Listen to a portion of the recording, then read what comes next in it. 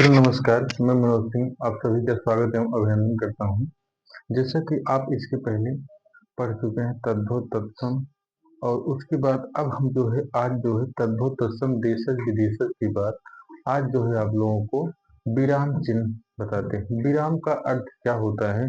जैसे विराम का अर्थ हम जाने कि ठहराव या रुकाव। जैसे कविता करने में या गद्य लिखने में जो विराम थोड़ा सा रुकावट होती है उसी को हम विराम चिन्ह कहते हैं। विराम चिन्ह कई प्रकार के होते हैं जो हम अब देखेंगे कितने प्रकार के होते हैं। ठहराव या रुकाव, जहां पर रुक जाएं थोड़ा सा उसके बाद आगे बोला जाए या लिखा जाए तो वही विराम चिन्ह होता है। आइए इसको हम देखते हैं सीधे सीधे। विराम चिन्ह, सबसे पहले तो हमको यही जानना है कि चिन्ह को हम कैसे लिखेंगे। विराम चिन्ह, अब यहाँ हम देखते हैं कि विराम, इसको आप ह में हलंत लगाकर भी लिख सकते हैं और ह में ना को लगाकर लिख सकते हैं। दो तरीके से आप इसको चिन्ह को लिख सकते हैं। पहली बात, चिन्ह नहीं होता, चिन्ह होता है। ह का उच्चारण पहले होता है और ना का बाद में होता है। तो आइए हम देखते हैं विराम का अर्थ क्या होता है। तो विराम का अर्थ रुकना या ठहरना होता है। यहाँ हम देखें विराम की परिभाषा क्या होगी। तो भाव और विचारों को स्पष्ट करने के लिए, हमने कहा भाव और विचारों को स्पष्ट करने के लिए जिन चिन्हों का प्रयोग वाक्य के बीच में या अंत में किया जाता है उन्हें विराम चिन्ह कहते हैं। हमने बताया कि भाव और विचार को स्पष्ट करने के लिए जिन चिन्हों का या तो हाँ वाक्यों के बीच में प्रयोग किया जाएगा या वाक्य के अंत में प्रयोग किया जाएगा तो उसे क्या कहेंगे, उसे विराम चिन्ह कहेंगे। जैसे एक उदाहरण से हम जानते हैं, जैसे विराम चिन्ह लगाने से अर्थ का अनर्थ हो सकता है, नहीं लगाने से उसका अर्थ का अनर्थ हो जाएगा। जैसे यहाँ उदाहरण देखेंगे, हमने कहा आपसे रोको मत जाने दो। क्या शब्द है? रोको मत जाने दो। तो यहाँ हम क्या कहेंगे, यहाँ रोको मत जाने दो एक हो गया। इसको अगर हम अब देखें विराम चिन्ह का प्रयोग करें तो कैसे कहेंगे, रोको मत जाने दो, अर्थात रोको मत जाने दो। अब इसी को अगर विराम लगा देते हैं तो रोको मत जाने दो। अब यहाँ दो अर्थ निकल रहा है, एक जो है रोको मत जाने दो और दूसरा अर्थ निकल रहा है रोको मत जाने दो। तो विराम चिन्ह यही होता है, इसका प्रयोग सही ढंग से जहां करेंगे वहां तो वहां के लिए सही है। अगर इसका उपयोग गलत तरीके से कर देंगे तो अर्थ का अनर्थ हो जाएगा। तो आइए हम अब देखते हैं विराम चिन्ह के प्रकार कौन कौन से, एक एक प्रकार देखेंगे, उसके बारे में थोड़ा सा लिखते पढ़ते हुए हम चलेंगे। आइए देखते हैं। हाँ मित्रों, आइए देखते हैं। पहला पहला अल्प विराम है अर्ध विराम। अर्ध विराम है, अर्ध विराम का ऐसे होता है, यही इसका चिन्ह है, अर्ध विराम लगाया जाता है। अब देखिए इसकी परिभाषा क्या है, जहां अल्प विराम की अपेक्षा कुछ ज्यादा पूर्ण विराम से कम विराम लिया जाए वहां पर अर्ध विराम का प्रयोग होता है। हमने बताया जहां अल्प विराम की अपेक्षा कुछ ज्यादा और पूर्ण विराम से कुछ कम विराम लिया जाए तो वहां पर अर्ध विराम होता है। जैसे हम देखें, आपको बताएं, आपको उदाहरण में, फलों में आम को सर्वश्रेष्ठ फल माना गया है, तो यहाँ पर अर्ध विराम हो जाएगा। उसके बाद होगा किंतु श्रीनगर में और भी किस्म के फल विशेष रूप से पैदा होते हैं। तो पहला क्या हो जाएगा, पहला हमारा अर्ध विराम हो जाएगा। हाँ, अर्ध विराम का यहाँ पर ऐसे ही परीक्षाओं में आपको ज्यादा से ज्यादा यही पहचान बता दी, यही दे दिया जाएगा और पूछा जाएगा कौन सा विराम चिन्ह, इसका क्या नाम है, तो आप जरूर इसको जानते रहिए। हाँ, अभी पहला बताए हैं अर्ध विराम। इसके बाद आइए हम दूसरा देखते हैं। दूसरा क्या है? हाँ, दूसरा अर्ध विराम, दूसरा विराम चिन्ह जो है हम आपको बताएंगे उप विराम चिन्ह। दूसरा क्या हो जाएगा, दूसरा होगा उप विराम चिन्ह। हाँ, दूसरा हो जाएगा उप विराम। तो उप विराम को अगर हम देखें तो उप विराम को हम इस तरीके से हाँ बना सकते हैं, इसी तरीके से होता है। इसकी परिभाषा क्या होती है, इसकी परिभाषा हम देखें जब किसी, हाँ, उप विराम की परिभाषा हम देख रहे हैं। जब किसी मुख्य कथन के अंतर्गत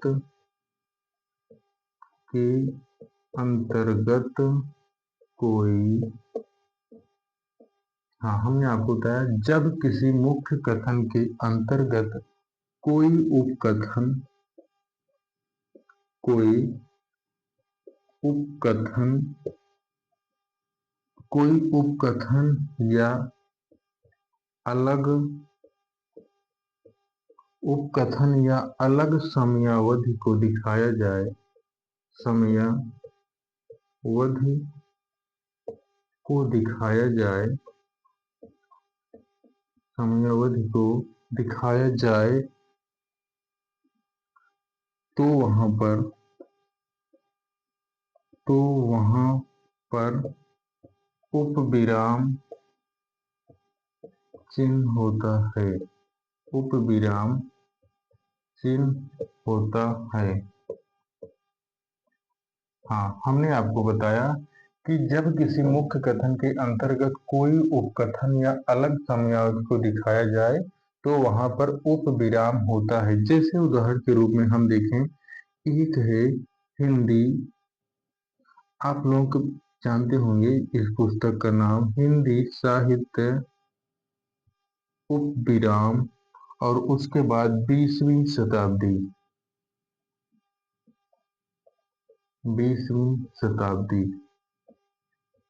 हाँ, यही है, ये हो जाएगा उपविराम। उपविराम में क्या होगा? हिंदी साहित्य उपविराम 20वीं शताब्दी, ये हमारा दूसरा हो जाएगा, दूसरा विराम चिन्ह हो जाएगा। क्या होगा? उपविराम का ये होता है और उसके बाद जब किसी मुख्य कथन के अंतर्गत कोई उपकथन या अलग समयावधि को दिखाया जाए या उपविराम वहां पर हो जाता है। जैसे उदाहरण हमने बताया हिंदी साहित्य उपविराम 20वीं शताब्दी, ये एक पुस्तक है, अच्छी पुस्तक है हिंदी की। तो हाँ, इसके बाद हम देखते हैं अगला। अगला क्या है? तीसरा विराम चिन्ह हम देखते हैं जो आप लोगों के सिलेबस में है। हाँ, लगभग लगभग विराम चिन्ह से एक प्रश्न जरूर आ जाता है। तो हम देखते हैं तीसरा विराम चिन्ह क्या होगा। तो तीसरा विराम चिन्ह को हम देखते हैं प्रश्नवाचक चिन्ह। हाँ, इसे क्या कहेंगे? प्रश्नवाचक चिन्ह। ये लगता कैसे है? ये इस तरीके से प्रश्नवाचक चिन्ह का प्रयोग होता है। हाँ, यहाँ पर हम देखेंगे प्रश्नवाचक चिन्ह का प्रयोग होता है। हाँ, इसके परिभाषा अगर देखा जाए तो हाँ, कहेंगे जहाँ सामान्यतः जहाँ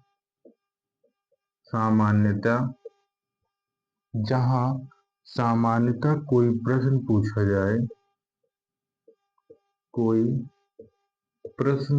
जाए, जहाँ सामान्यतः कोई प्रश्न पूछा जाए तो तो वहाँ प्रश्नवाचक चिन्ह होगा। प्रश्नवाचक चिन्ह होगा।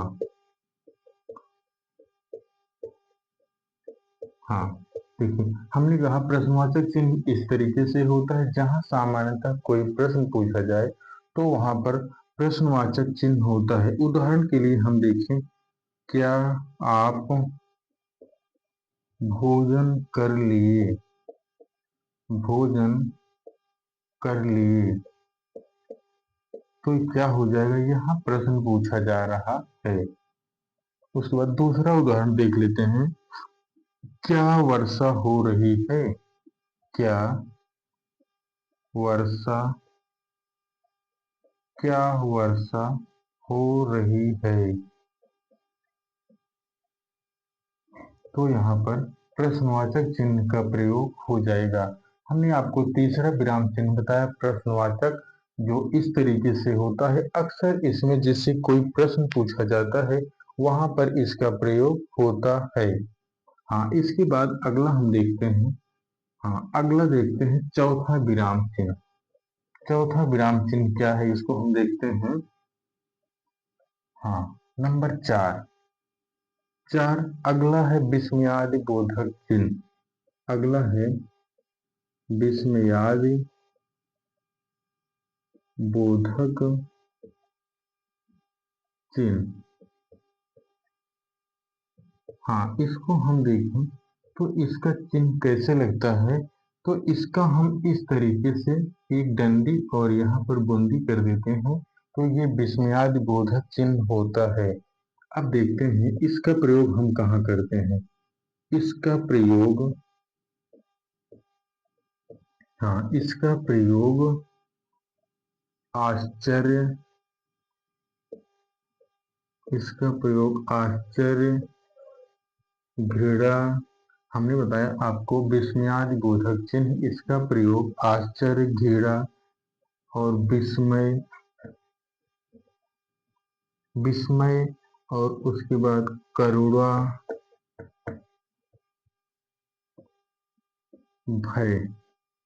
आज, हाँ, भय, उसके बाद हुआ हर्ष। हाँ, हमने कहा इसका प्रयोग आश्चर्य, घृणा, विस्मय, करुणा, भय और हर्ष की स्थिति में प्रयोग होता है, कि स्थिति में प्रयोग होता है, में प्रयोग होता है। हाँ, देखते हैं इसका उदाहरण हम देखते हैं। अगर तीन तरीके से देखा जाएगा, एक प्रसन्नता सूचक, अगर हम आपसे कहें तो यहाँ प्रसन्नता सूचक, हम आपसे बताएं प्रसन्नता सूचक के लिए अगर कहा जाए तो हम कहेंगे वाह, वाह क्या मौसम है, क्या मौसम है। हमने आपको बताया पहला उदाहरण क्या है, प्रसन्नता सूचक। प्रसन्नता सूचक में क्या हो जाएगा, वाह क्या मौसम है। उसके बाद दूसरा उदाहरण देखते हैं कि दुखात्मक, दुखात्मक, दुखात्मक में अगर हम देखें तो अरे श्याम गिर गया। अरे, विस्मयादि बोधक चिन्ह का प्रयोग, श्याम गिर गया।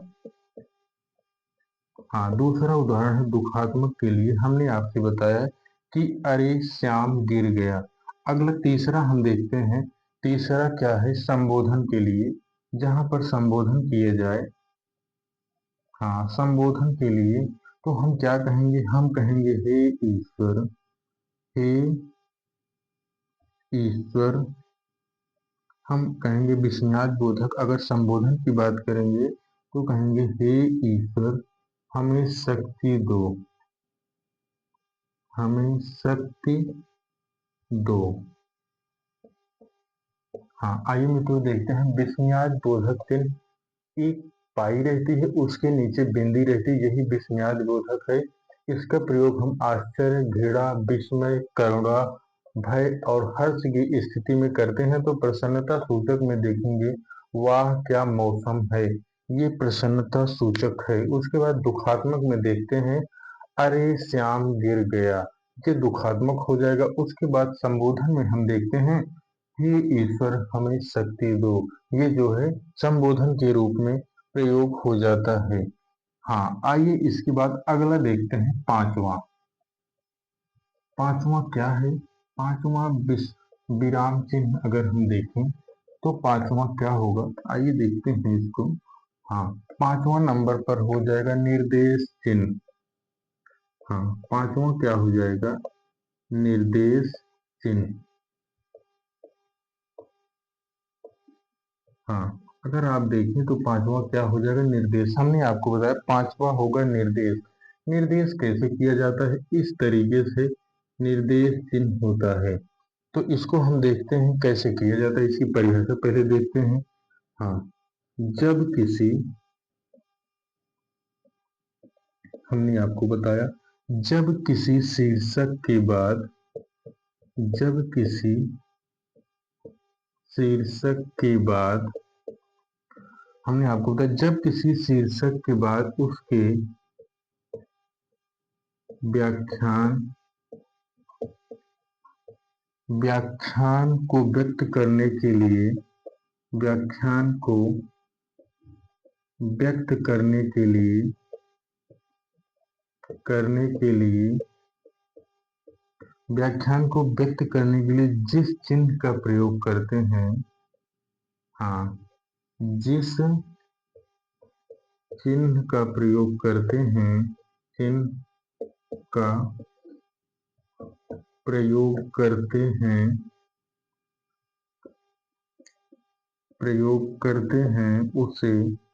करते हैं उसे निर्देश चिन्ह कहते हैं। उसे निर्देश चिन्ह कहते हैं। हाँ, आइए मित्रों, इसके बाद हम जो है इसका उदाहरण देखते हैं। उदाहरण क्या हो सकता है? जैसे पहला उदाहरण है, हमने कहा रमेश। अब उसके बाद निर्देश चिन्ह देने के बाद कहेंगे तुम कहाँ थे? तुम कहाँ थे? एक हो जाएगा। दूसरा उदाहरण देखते हैं। दूसरा उदाहरण क्या हो जाएगा कि गांधी जी ने कहा। हाँ, हमने आपसे बताया गांधी जी ने कहा, निर्देश चिन्ह हो जाएगा। उसके बाद हिंसा मत करो। हिंसा मत करो। हाँ, अब आप देखिए, पांचवा है विराम चिन्ह, निर्देश चिन्ह। निर्देश चिन्ह ऐसे इस तरीके से लगता है, इसमें किसी शीर्षक के बाद उसके व्यक्त करने के लिए जिस चिन्ह का प्रयोग करते हैं, उसे व्याख्यान को व्यक्त करने के लिए जिस चिन्ह का प्रयोग करते हैं उसे निर्देश चिन्ह कहते हैं। जैसे हमने कहा रमेश तुम कहाँ थे, इसके बाद ये निर्देश चिन्ह का प्रयोग हो गया। जो दूसरा है गांधी जी ने कहा, निर्देश चिन्ह हो जाएगा। उसके बाद हिंसा मत करो। हाँ, आइए मित्रों, हम लोग अगला देखते हैं उदाहरण चिन्ह। उदाहरण चिन्ह क्या होता है? दो प्रकार का होता है। एक एकल उद्धरण और दूसरा दोहरा उद्धरण चिन्ह होता है। तो आइए एक एक को हम देखते हैं। यहाँ एक होगा तो एकल होगा और दोहरा उद्धरण चिन्ह होगा तो दोहरा उद्धरण चिन्ह होगा। ठीक, हम देखते हैं पहले में एकल उद्धरण चिन्ह। इसमें क्या होता है? किसी प्रसिद्ध व्यक्ति, पुस्तक, पत्र, लेखक, रचनाकार के उपनाम को नगर और महानगरों के नाम एकल उद्धरण में लिखते हैं। जैसे आपको हम बताएं, सदा सुखलाल नियाज। नियाज इनका उपनाम है, तो इसलिए एक उदाहरण में लिखेंगे, एक उद्धरण चिन्ह में लिखेंगे। और दूसरा है हरीश्वर नाथ, इनका उपनाम रेणु है, तो इसीलिए इसे जो है एक उद्धरण में लिखेंगे। दोहरा उद्धरण क्या होता है, इसको देखते हैं। ये दोहरा उद्धरण वो होता है किसी प्रमुख प्रमुख व्यक्ति के द्वारा कहे हुए कथन को दोहरे उद्धरण में लिखते हैं। जैसे गांधी जी ने कहा, दोहरा उद्धरण हो जाएगा अहिंसा परमो धर्म। तो यहाँ हम देखते हैं उद्धरण चिन्ह को देखते हैं। उद्धरण चिन्ह दो प्रकार के होते हैं जिन्हें हम आपको बताए हैं। अगला देखते हैं पदलोप चिन्ह। सातवां नंबर है। हाँ, सातवां नंबर है पदलोप चिन्ह। जहां पर पद का लोप कर दिया जाता है वहां पर पदलोप चिन्ह होता है। यहाँ पर देखते हैं सातवां। सातवां क्या है? सातवां है, हाँ, पदलोप। पदलोप चिन्ह। हाँ, तो यहाँ पर हम देखते हैं पदलोप। तो पदलोप को कैसे देखा जाता है? पदलोप ये जो है इस तरीके से जो होता है वो पदलोप चिन्ह होता है। तो इसमें हम देखते हैं, हाँ, इसकी परिभाषा देखते हैं। कहीं पद जब कहीं पद व्याख्यानों के दौरान व्याख्यानों के दौरान हमने कहा, जब कहीं पद व्याख्यानों के दौरान कुछ पदों का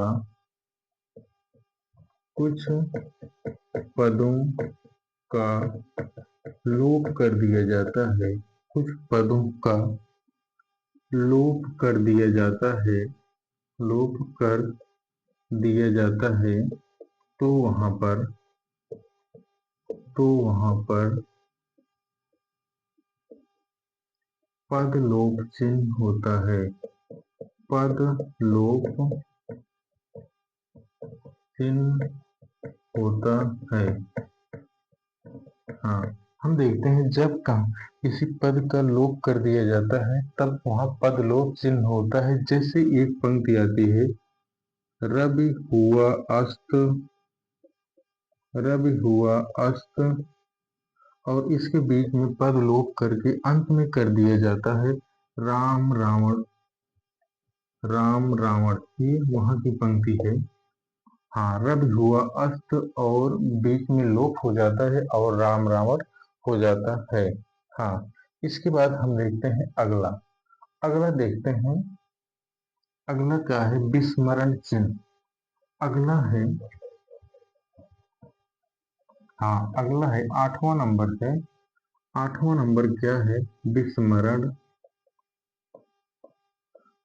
हाँ, इसी को विस्मरण या त्रुटिपूर्ण, इसी को, हाँ इसी को क्या कहते हैं, इसी को त्रुटिपूर्ण, इसी को त्रुटिपूर्ण या हंस पद भी कहते हैं, या इसी को हंस पद कहते हैं। इसको हम किस तरीके से जानते हैं, तो इसको हम, ये इसका इस तरीके से निशान होता है। हंस पद क्या होता है, हाँ इसे हम देख, जैसे एक उदाहरण से समझते हैं कि जैसे राम श्याम, राम श्याम व मोहन, व मोहन, राम श्याम व मोहन बाजार गए, बाजार गए। तो यहाँ पर अगर देखें हम, यहाँ पर पद लोप हो गया है। अब विस्मरण त्रुटिपूर्ण हो गया है। क्या हो गया, राम श्याम और मोहन पिता के साथ, पिता के साथ बाजार गए। तो ये वाला प्रतीक चिन्ह लगाकर हम इसके ऊपर लिख सकते हैं कि हाँ त्रुटि हो गई थी या हंस पद इसी को कहते हैं। हाँ, अगला देखते हैं 9वां। हाँ, अगला देखते हैं अल्प विराम। अल्प विराम, अल्प विराम चिन्ह कैसे होता है इसको हम देखते हैं। हाँ, इसको मिटा देते हैं यहाँ पर। हाँ, यहाँ पर अब हम अल्प विराम देखते हैं। अल्प विराम का अगर हम देखें तो इस तरीके से इसका होता है। हाँ, इस वाक्य में अगर देखा जाए तो हाँ, वाक्य में, वाक्य में जब दो से अधिक, दो से अधिक समान पद हों, समान पद या पदांश, पदांश, पद या पदांश अथवा संयोजक, अथवा संयोजक अव्यय, अव्यय की गुंजाइश हो, की गुंजाइश हो,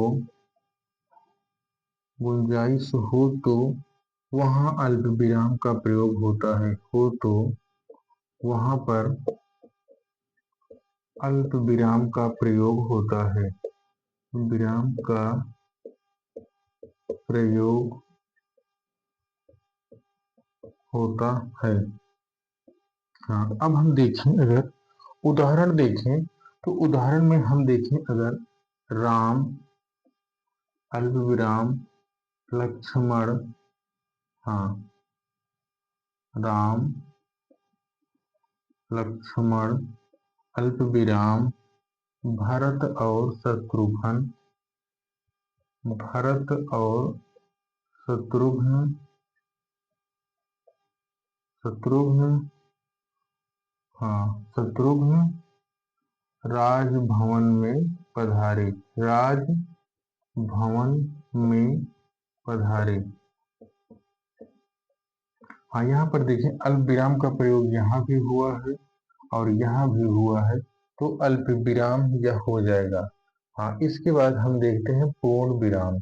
अगला देखते हैं पूर्ण विराम। हाँ, अगला देखते हैं पूर्ण विराम। हाँ, पूर्ण विराम क्या होता है देखते हैं। अगला है, हाँ, 10वां है पूर्ण विराम। पूर्ण विराम, पूर्ण विराम को हम अगर देखें तो इसका ये चिन्ह होता है पूर्ण विराम। हाँ, पूर्ण विराम का अर्थ होता है, इसका क्या अर्थ होता है? पूरी तरह रुक जाना, पूरी तरह से रुक जाना। हाँ, यही होता है। हाँ, रुकना, रुक जाना या ठहर जाना, जो भी आप कह दीजिए। सामान्यतः वाक्य में अंतिम गति हो जाती, अर्थात वहीं पर रुक जाता है। जैसे हम आपसे बताएं, यह हाथी है, यहाँ भी पूर्ण विराम लग जाएगा। वह लड़का है, वह लड़का है, यहाँ भी पूर्ण विराम लग जाएगा। मैं आदमी हूँ, मैं आदमी हूँ, यहाँ भी पूर्ण विराम लग जाएगा। तो पूर्ण विराम वहां होता है पूरी तरह से जहां बात को समाप्ति कर दी जाती है, वहां पर पूर्ण विराम का प्रयोग होता है। ठीक है, इसके बाद अगला हम देखते हैं। हाँ, अगला देखते हैं 11वां नंबर विराम चिन्ह। 11 नंबर पर क्या है? तो एक आता है योजक चिन्ह। योजक चिन्ह, हाँ, योजक चिन्ह को अगर हम देखें तो इस तरह से इसका प्रयोग होता है। जैसे उदाहरण हम देखें, जय पराजय। हाँ, हमने बताया एक पहला उदाहरण है जय पराजय, और दूसरा देखें तो लाभ और हानि। हाँ, लाभ और हानि भी होता है। अगर दूसरी तरीके से हम देखें तो तुलनात्मक। हाँ, तुलनात्मक शब्दों में भी इसका प्रयोग होता है। योजक चिन्ह का तुलनात्मक में भी होता है। जैसे सा, सी और से में योजक चिन्ह का प्रयोग होता है। तो उदाहरण में देखते हैं, चांद सा, हाँ, चांद सा चेहरा। हमने यहाँ पर देखा योजक चिन्ह का प्रयोग हुआ है। अगला देखते हैं फूलों सी मुस्कान। फूलों सी मुस्कान, तो क्या हो जाएगा? आप देखिए हाँ, योजक, यहाँ जो है योजक चिन्ह हो जाएगा। योजक चिन्ह इस तरीके से होता है। जय पराजय में भी योजक का प्रयोग हुआ है, लाभ और हानि में भी योजक का प्रयोग हुआ है। इसके बाद दूसरा योजक चिन्ह का प्रयोग तुलनात्मक शब्दों में होता है। जैसे सा, सी, से, जैसे चांद सा चेहरा और फूलों सी मुस्कान। हाँ, इसमें प्रयोग हुआ है। इसके बाद अगला देखते हैं।